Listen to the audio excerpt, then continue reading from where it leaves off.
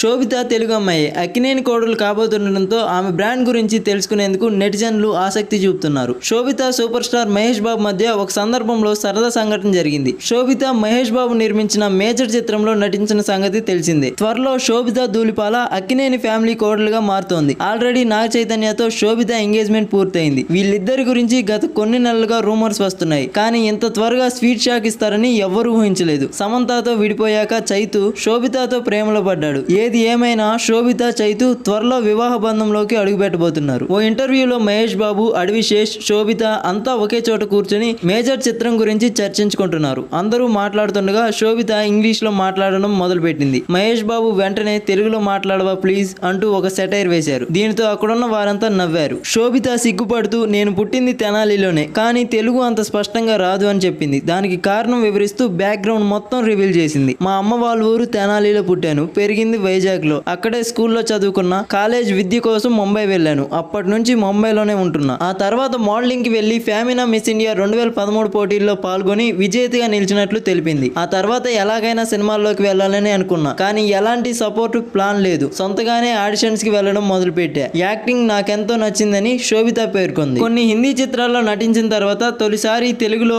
అడవిశేష్ గూఢచారి చిత్రంలో అవకాశం దక్కించుకుంది. ఆ మూవీ సూపర్ హిట్. ఆ తర్వాత మళ్ళీ మేజర్ మూవీలో ఛాన్స్ దక్కించుకుంది. అదే విధంగా మణిరత్నం పొన్నియిన్ సెల్వన్ చిత్రంలో కూడా కీలక పాత్రలో నటించింది.